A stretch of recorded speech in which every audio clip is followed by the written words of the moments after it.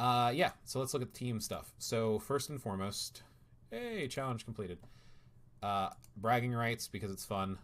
I have got a rank 711 Doctor Strange. My Doctor Strange is uber powerful. Let's see. Buffs and debuffs. So, certain characters, such as Odin, and Odin was one of the characters you were mentioning, and the reason I like Odin for his leadership is if you go here to skills, and there is this thing, see, this is his passive tier 2. This always activates. The leadership skill for characters is leveled up based upon their mastery level, which means if you don't have a maxed out mastery, you don't have it. Actually, if you don't even have a mastery star 1, you don't have the leadership at all, but it gets stronger as you level up your mastery for that character. The leadership ability is if they're in the lead. Specifically, Odin does this. Applies to all allies. You have to pay real close attention to what it actually does. Activation rate. When debuffed. Debuffed means some sort of an effect that is affecting your character's ability to do anything. An example of this, Master Mold, will hit you with this ray, and you'll see purple around the outside of your screen. If you attack while there's purple on your screen, you will hit your allies. You can straight up kill your allies if you are debuffed like this. He has the ability to remove all debuffs for 12 seconds, which means if you get debuffed by the purple, he takes it away just by having him as the leader. Increase all resistances. So that's an example. Coulson, Shuri, and who's the other support? Valkyrie. All are great supports. Coulson's the best. They have to be tier 2. So here's Coulson, tier 2. He has a uniform, that's why he looks different. You go to the skills. He has 2. His director's passive.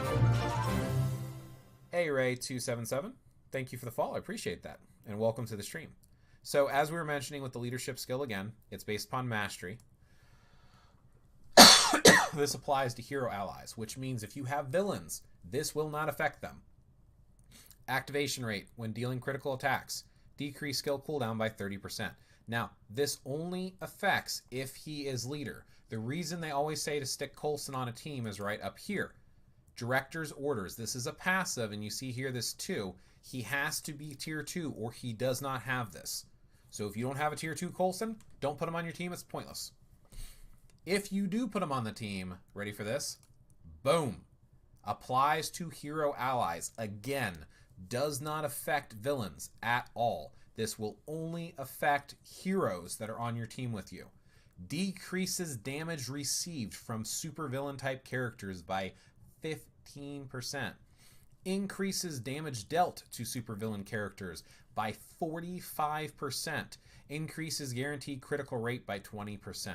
So again, if you're fighting a supervillain, this is great. If you're fighting someone who's not a supervillain, it's not going to help you at all. So we're talking World Boss Ultimates. You're going to wreck them by having Coulson on the team, period. Doesn't even need to be the leader. Just on your team, he will help you to wreck them.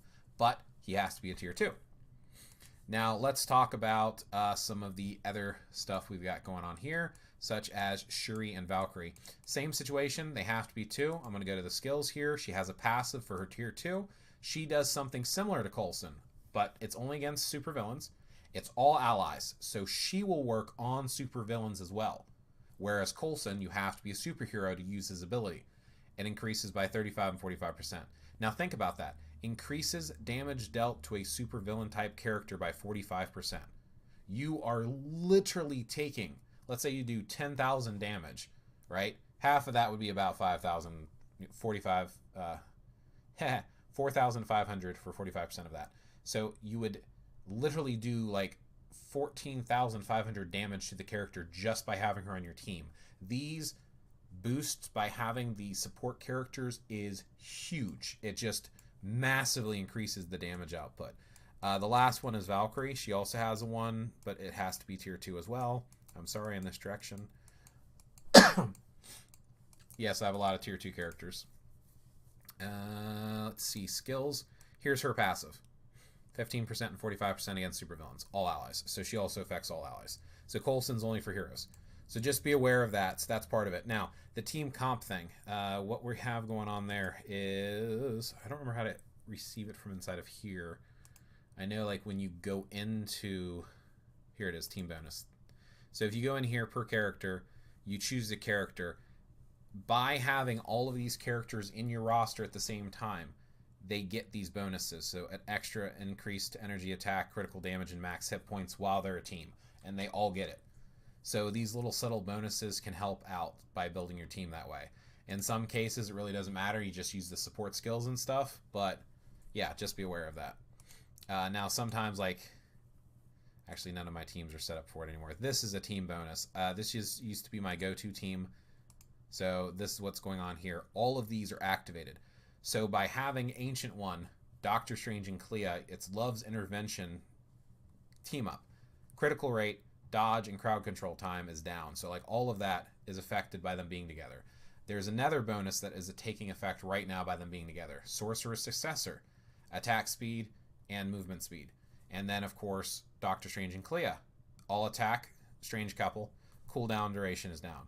Now, having all three of them be 6-star characters, they also get this. So all 4 of these team bonuses are happening because this team is a team together. And again, then there's certain skills that are based upon leadership. So this is her passive. It applies to all allies. Immune damage to all elemental damage, right? Increases damage, I apologize. Increases damage to all elemental damage by 25%. This means Thor's lightning damage.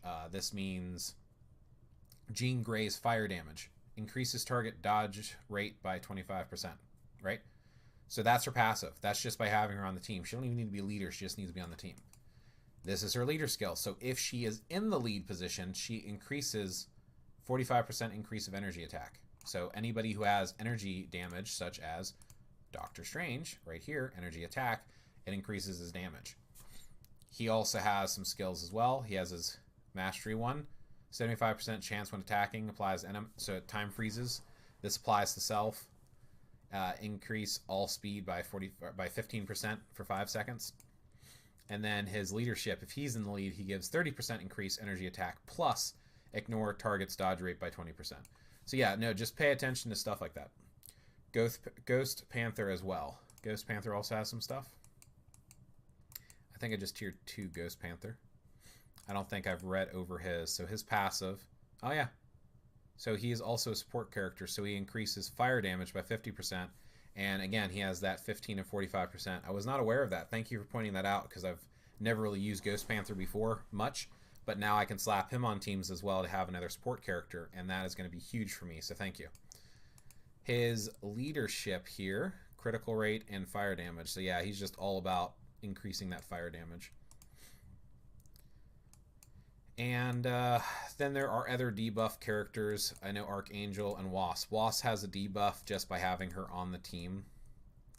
So again, it's a tier 2 one. When debuffed, applies to all allies, removes all debuffs. So if you take her against Master Mold and you just have her on your team, she doesn't even need to be the leader. Where I think... Actually, let me double check with Odin.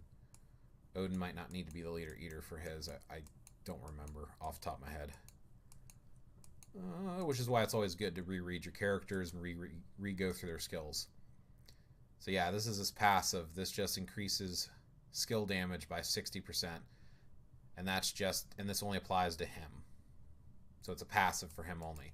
So he actually has to be leader for his debuff, and some of them are like that. Tier 2 Malik as well as nice leader. Let's pull up Malik. I actually don't even think I have him tiered 2. But if he does give some cool support bonuses, I might look into researching him and leveling him up. So many characters. Yeah. Like I said, I don't know. I've been done much with him at all. So this actually is a prime example of. See right here? I don't have his leadership or his passive because look, mastery needs to be at least 1 for his level 1. As I level up his mastery, watch this. If I go here and I hit mastery and I level it up 1 time, right? Now, if I go over here to his skills, it is activated. So now he has at least a level 1 and he has debuff for his leadership. So he has to be the leader for that to happen. And he has a tier 2 passive.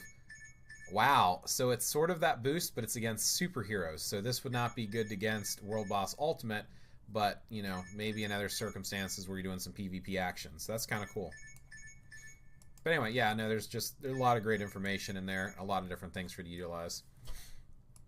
So hopefully that helped. Hopefully that answered your question. I'm going to get back here to my co-op plays. And I'm going to turn off my wife's cell phone before I scream, because that's driving me nuts!